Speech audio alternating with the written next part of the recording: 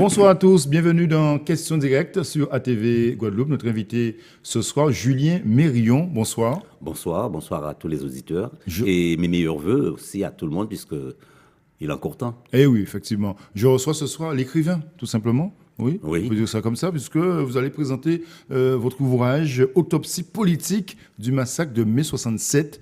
Il y a beaucoup à dire. Ah, il y a toujours beaucoup à dire sur des événements qui sont même relativement anciens Ouais. et qui nécessitent différents angles d'analyse. Alors, si j'ai choisi d'écrire après 50 ans sur cette question, c'est pour apporter un éclairage sous l'angle d'une part de l'analyse de la science politique et d'autre part de la géopolitique de l'événement pour tenter de comprendre exactement quels étaient les acteurs, les enjeux en ce moment dans l'histoire politique de la Guadeloupe. D'accord. Alors, quel était le contexte politique précisément, puisqu'on était à un an de mai 68, enfin, au plan national?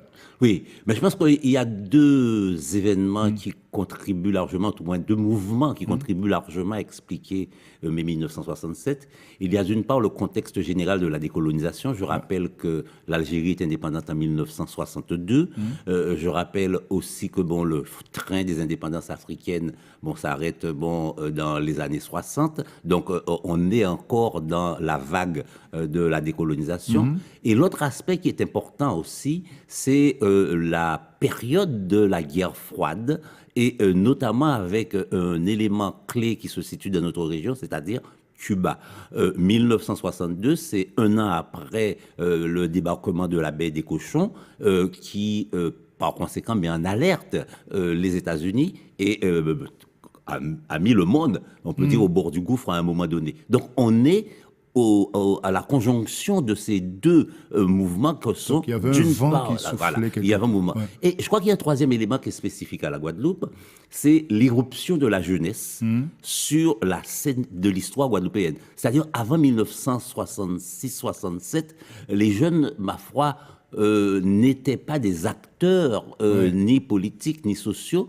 Et à cette période-là, d'abord parce que l'information est un peu plus diffusée, mais d'autre part aussi parce que il y a ce boom, on peut dire boom de l'après-guerre, où il y a un certain nombre de jeunes qui accèdent au lycée, et de fait, la jeunesse guadeloupéenne Donc, il y avait apparaît sous la scène d'esprit de l'histoire. révolutionnaire quelque peu, Ben, de ça, changer les choses. c'est une tendance, de c'est vouloir une tendance faire qui bouger existe les de par choses. le Ouais. monde, de vouloir faire bouger les lignes, vouloir faire bouger les choses. Mais surtout, c'est, je crois, une recherche d'idéal. Ouais. On est à cette époque-là dans la recherche d'idéaux. Et on se cherche des idoles. C'est Che Guevara, c'est Mao Tse-tung, c'est un certain nombre de grandes figures comme ça qui apparaissent. Et la Guadeloupe n'échappe pas à cela. Et c'est en ce sens que mai 1967 est l'expression quelque part de l'entrée de la Guadeloupe dans la modernité. Oui. Ah oui. Dans une certaine forme, Carrément. oui. Dans la modernité, parce que c'est le moment où les communications commencent à circuler, bien que, on va voir qu'en mai 1967 en particulier, il y a un blocage de l'information. Mais il y a néanmoins davantage d'informations qui circulent. Mais justement, à cette période, comment s'est comporté justement le pouvoir local face justement à ce mouvement de mai 67? C'est une excellente question que j'analyse en particulier dans l'ouvrage. Déjà, si on peut parler de pouvoir local, on assiste à quelque chose d'important. Oui. Les élections qui se passent en 1965, les élections municipales, procèdent à une véritable modification de la vie politique. Apparaissent sous la scène politique des gens comme M. Bangou, M. Hélène, Oui. M. Moustache, Oui. M. Jalton.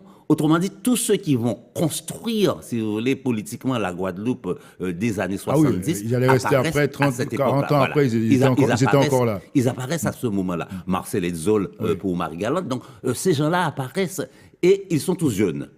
Ils sont jeunes par rapport aux anciens classiques. Néanmoins, et c'est ça peut-être là la différence, d'avec, par exemple, des hommes politiques de la trempe de Girard, etc., qui, eux, avaient un projet politique bien calqué, bien construit. Là, ils arrivent avec simplement une vision très gestionnaire. Et c'est là qu'on assiste à ce basculement où on passe de la gestion politique à la gestion tout court d'administration et qui, par conséquent, écarte quelque peu de la mobilisation politique. Et quel était les relations, le rapport entre le pouvoir local et le pouvoir national? La France, comme on disait. Oui. Alors, pour comprendre cela, il faut comprendre le rôle d'un homme en particulier, qui est d'origine guadeloupéenne, qui s'appelle Jacques Faucard. Oui. Jacques Faucard, qui est l'éminence grise du général de Gaulle pour les affaires africaines, les affaires d'outre-mer, les affaires coloniales d'une manière générale, et l'orchestrateur, le chef d'orchestre, un peu de tout ce qui se passe dans l'outre-mer. C'est lui, par exemple, qui commande l'UNR. C'est lui qui place ou déplace les hommes.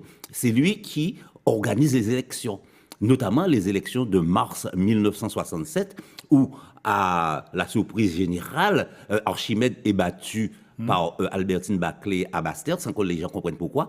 Mais Faucard, lui, comprend, et il sait très bien pourquoi elle a été battue. Donc, il y a, si vous voulez, cette jonction qui est faite par l'intermédiaire de personnages. Parfait. Donc, c'est vraiment quelle autopsie politique. On ne va pas tout raconter, puisque ce livre sera présenté donc vendredi à 18h30 à la médiathèque Paul Mado de Bémao, avec des spécialistes également qui vont et des témoignages.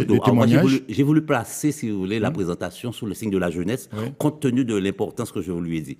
Pour mieux comprendre, justement. Pour mieux comprendre. Et si je parle d'autopsie, c'est que je cherche à comprendre exactement quelles sont les parties vitales de la Guadeloupe qui ont été touchées en 1967. Ah oui.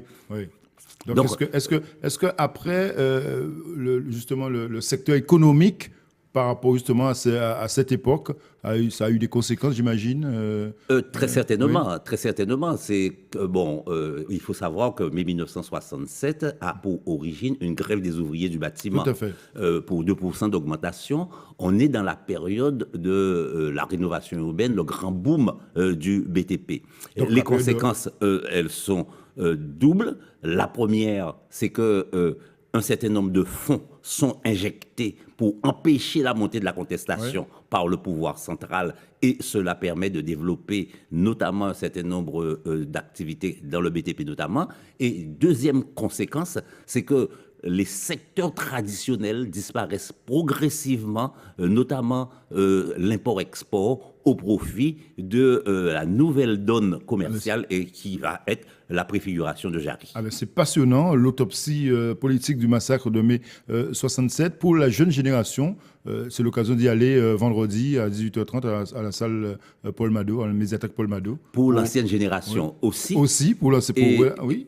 Et aussi, je dois dire que le vendredi 26, nous serons à Bastère, à la MECA, puisqu'il faut aussi présenter cet ouvrage à la région bastérienne. Ça vous a pris du temps, vous l'avez écrit de manière passionnée. Il y a 10 ans que j'avais décidé d'écrire cet ouvrage. Les choses se sont accélérées, je dois dire, notamment lorsqu'a été mise en place la commission Stora, et à partir du moment où elle était amenée à enquêter de façon plus précise. Et je rappelle que le terme de massacre, il est issu de ce rapport officiel de la commission Stora qui parle de massacre pour mai 1967. Merci Julien Mériot. Rendez-vous donc ce vendredi 18h30 à la médiathèque Paul Mado pour présenter votre livre Autopsie politique du massacre de mai 67. Merci d'être venu sur ATV. Merci dans Question Directe. Merci à vous de nous avoir suivis chez vous. L'info continue sur ATV Guadeloupe. Bonne soirée.